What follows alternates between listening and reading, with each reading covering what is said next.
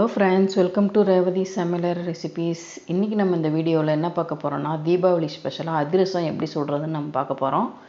வாங்க வீடியோக்குள்ளே போகலாம். இன்றைக்கி நம்ம ரேஷன் பச்சரிசியில் நம்ம அதிரசம் எப்படி சுடுறதுன்னு பார்க்க போகிறோம். அதுக்காக நான் ஒரு 1/2 கிலோ அளவு ரேஷன் பச்சரிசி எடுத்திருக்கேன். இது பார்த்திங்கன்னா இதில் அழுக்கு அதிகமாக இருக்கும். இதை ஒரு 4-5 டைம் அளவு நம்ம கழுவிக்கலாம். இது மாதிரி ஊற்றி நல்லா கை நல்லா பெசரி கழுவுங்க. அப்போ தான் அரிசியில் இருக்க அழுக்கெல்லாம் வெளியே வரும். இதே மாதிரி ஒரு 4-5 தடவை நீங்கள் இந்த அரிசியை கழுவிக்கிங்க. இப்போ பார்த்திங்கன்னா அரிசி நல்லா கழுவியாச்சு. இப்போ இதில் நம்ம தண்ணி ஊற்றி ஒரு 3 மணி நேரம் நம்ம இந்த அரிசி நல்லா ஊற வச்சுக்க போகிறோம். 3 மணி நேரம் ஊற வரைக்கும் நம்ம வெயிட் பண்ணலாம். அதுக்கப்புறம் நம்ம என்ன பண்ணுறதுன்னு பார்க்கலாம். பார்த்திங்கன்னா அரிசி ஓரளவுக்கு ஈரப்பதமாக இருக்கிற அளவுக்கு காய வச்சுக்கணும். ரொம்ப காய வச்சிடாதீங்க. கையில் தொட்டால் அந்த ஈரப்பதம் கையில் ஒட்டுற அளவுக்கு இருக்கணும். இப்போ பார்த்திங்கன்னா இந்த அரிசி கொஞ்சம் கொஞ்சமாக நம்ம மிக்ஸி ஜாரில் போட்டு நம்ம அரைச்சிக்க போகிறோம்.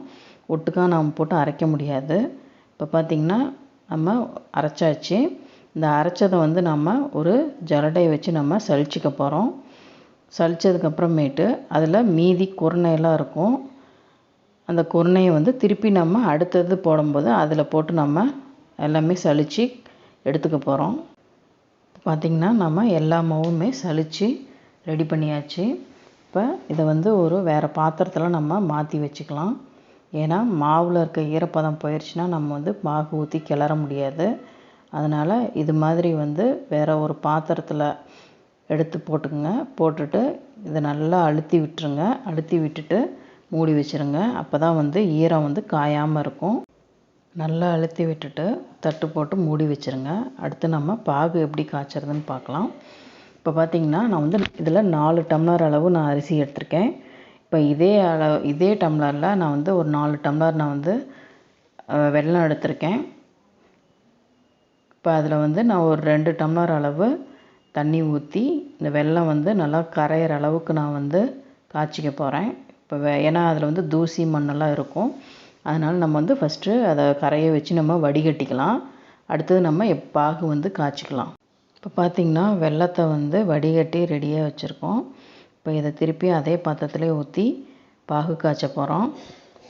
இப்போ பார்த்திங்கன்னா வெல்லம் நல்லா கொதிக்க ஆரம்பிச்சிருச்சு. நல்லா கொதிக்க ஆரம்பித்து அது பச்சை வாசம் போகிற அளவுக்கு நம்ம கொதிக்க வைக்கணும். இப்போ அதுக்கு பக்கத்துலேயே நம்ம ஒரு கிண்ணத்தில் தண்ணி வச்சுக்கோங்க. ஏன்னா நம்ம பாகு ரெடி ஆயிடுச்சான்னு பார்க்கணும். இப்போ பார்த்திங்கன்னா பாகு நல்லா கொதிச்சிட்ருக்கு. இப்போ நம்ம அதில் ஒரு 1/2 டீஸ்பூன் அளவு சுக்கு பொடி போட்டுக்கிறோம். அப்புறம் ஒரு 2-3 ஏலக்காய் நம்ம மிக்சியில் அடித்து நம்ம அதில் சேர்த்திக்க போகிறோம். இப்போ நம்ம பாகு ரெடி ஆயிடுச்சான்னு நம்ம பார்க்கலாம். இப்போ பார்த்திங்கன்னா பாகு நல்லா தண்ணியில் கரையாமல் கையில் எடுக்க வந்துச்சுன்னா நம்ம பாகு ரெடி ஆயிடுச்சுன்னு அர்த்தம். இப்போ பார்த்திங்கன்னா கையில் எடுக்க வரல. இப்போ நம்ம அடுத்த ஸ்டேஜ் எழுந்திரிச்சான்னு பார்க்கலாம். இப்போ மறுபடியும் பாருங்கள் பாகு ரெடி ஆயிடுச்சான்னு. இப்போ பார்த்திங்கன்னா கையில் உருட்டி நல்லா எடுக்க வருது. எடுக்க வந்தாவே போதும், நம்மளுக்கு கரெக்டான ஸ்டேஜு. இப்போ நீங்கள் பார்த்திங்கன்னா அடுப்பு ஆஃப் பண்ணிடுங்க. அடுப்பு ஆஃப் பண்ணிவிட்டு இப்போ நம்ம மாவு ரெடியாக வச்சுருக்கோம் இல்லையா, அந்த மாவில் பாகை கொஞ்சம் கொஞ்சமாக நம்ம சேர்த்தி கிளறிக்கலாம். ஒரேடியாக எல்லா பாகையும் ஊற்றிடாதீங்க. கொஞ்சம் கொஞ்சமாக போட்டு கிளறி எடுத்துக்குங்க. அரிசி ஈரப்பதமாக இருந்தால் தான் நம்ம அந்த பாகு ஊற்றி கிளறதுக்கும் அதுக்கும் கரெக்டாக இருக்கும். அப்போ தான் அதிரசம் நல்லா வரும். இப்போ பார்த்திங்கன்னா நம்ம பாகு ஊற்றி கிளறி வச்சுருக்கோம்.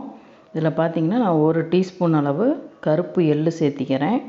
இதை சேர்த்திட்டு நல்லா கலந்து விட்டுருங்க. கலந்து விட்டுட்டு இப்போ பார்த்திங்கன்னா ரொம்ப கெட்டியாக இருக்குது மாவு.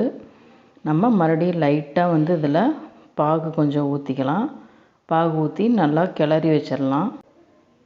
இப்போ பார்த்திங்கன்னா நம்ம மாவு ரெடியாக கிளறி வச்சுருக்கோம். இது எந்த பதத்துக்கு இருக்கணும் அப்படின்னு பார்த்திங்கன்னா, இந்த மாதிரி நீங்கள் எடுத்து கரண்டியில் எடுத்து இப்படி கீழே விடும்போது பார்த்திங்கன்னா இந்த அளவுக்கு நம்மளுக்கு கரெக்டாக இருந்தால் தான் நம்ம அதிரசம் ஊற வச்சு செய்யும்போது சரியாக இருக்கும். இப்போ இந்த மாவை ஒரு நாள் ஃபுல்லாக ஊற வச்சுட்டு எப்படி இருக்குன்னு பார்க்கலாம். இப்போ பார்த்திங்கன்னா ஒரு நாள் ஃபுல்லாக நல்லா ஊறிடுச்சு. இப்போ இந்த மாவு எப்படி இருக்குதுன்னு நம்ம பார்க்கலாம். இப்போ பார்த்திங்கன்னா நம்ம ஊற வைக்கும்போது எவ்வளோ தளன்னு இருந்துச்சு. இப்போ பாருங்கள் எவ்வளோ கெட்டியாயிருச்சு. இந்த அளவுக்கு வந்து நம்ம அதிரச மாவு இருந்துச்சுன்னா கரெக்டாக இருக்கும் நம்ம அதிரசம் சுடுறதுக்கு. இந்த மாதிரி நல்லா அமுக்கி பாருங்கள், கரெக்டாக இருக்குது. இந்த மாவை நல்லா கலந்து விட்ருங்க. நல்லா கலந்து விட்டு நம்ம அதிரசம் எப்படி சுடுறதுன்னு பார்க்கலாம். அதுக்காக பார்த்திங்கன்னா நான் வந்து ஒரு பாலித்தீன் ஷீட் எடுத்துருக்கேன். உங்களுக்கு வாழை இலை கிடச்சாலும் நீங்கள் வந்து வாழை இலையிலையும் நம்ம வந்து இது அதிரசம் தட்டி போடலாம். இப்போ பக்கத்துலேயே கொஞ்சம் எண்ணெய் வச்சுக்கோங்க. எண்ணெய் வச்சு கையில் நல்லா தடவிக்கிங்க.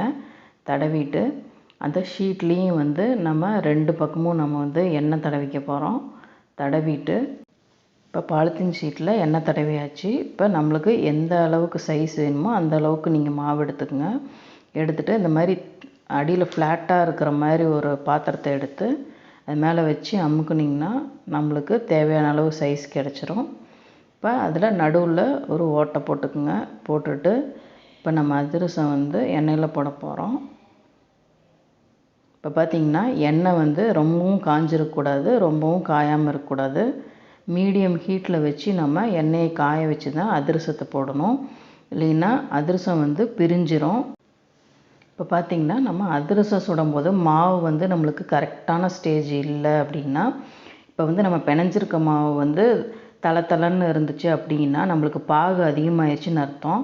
அப்போ நீங்கள் வந்து வீட்டில் இருக்க அரிசி மாவு வந்து அதை கொஞ்சம் சேர்த்தி நீங்கள் பிசைஞ்சு சுட்டோம்னா அதிரசம் ஈஸியாக வந்துடும். அதே மாதிரி அதிரச மாவு வந்து டைட்டாக இருந்தாலும் நீங்கள் வந்து வெதுன்னு வந்து தண்ணி ஊற்றி அதில் வந்து கொஞ்சம் ஓரளவுக்கு பிசைஞ்சு எடுத்துக்கிட்டிங்கன்னா மாவு வந்து கொஞ்சம் தளன்னு ஆயிரும். அதுக்கப்புறம் நீங்கள் அதிரசம் சுட்டிங்கன்னா அதிரசம் ஈஸியாக வந்துடும். இந்த டிப்ஸு நீங்கள் தேவைப்படும் போது இதை ஃபாலோ பண்ணி பாருங்கள், கண்டிப்பாக சூப்பராக வரும். இப்போ பார்த்திங்கன்னா நம்ம அதிரசம் வந்து வெந்துகிட்ருக்கு. நம்ம போட்டோடனே வந்து 2 பக்கமும் செவந்து வர அளவுக்கு வந்தால் போதும். நம்ம திருப்பி போட்டுடலாம். ரொம்ப வேக வைக்கணும்னு இல்லை, ரொம்ப வேக வச்சிங்கன்னா அதிரசம் மொறுன்னு ஆயிரும். அதிரசத்தோட ஒவ்வொரு பக்கமும் நம்ம அரை நிமிஷம் வேக வச்சா போதும்.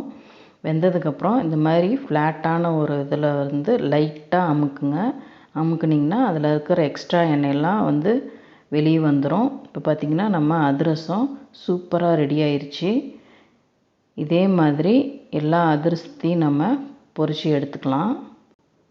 எப்போவுமே நம்ம அதிரச மாவு வந்து உடனே செய்கிறத விட நம்ம வந்து அந்த மாவை வந்து நல்லா ஊற வச்சு செஞ்சோம்னா அந்த அதிரசம் வந்து ரொம்ப சாஃப்டாக சூப்பராக இருக்கும். இந்த வீடியோ உங்களுக்கு பிடிச்சிருந்ததுன்னா லைக் பண்ணுங்கள், ஷேர் பண்ணுங்கள், கமெண்ட் பண்ணுங்கள். மறக்காமல் ரேவதி சமையலறை ரெசிபீஸ் சேனலுக்கு சப்ஸ்கிரைப் பண்ணுங்கள். தேங்க்ஸ் ஃபார் வாட்சிங். பாய்.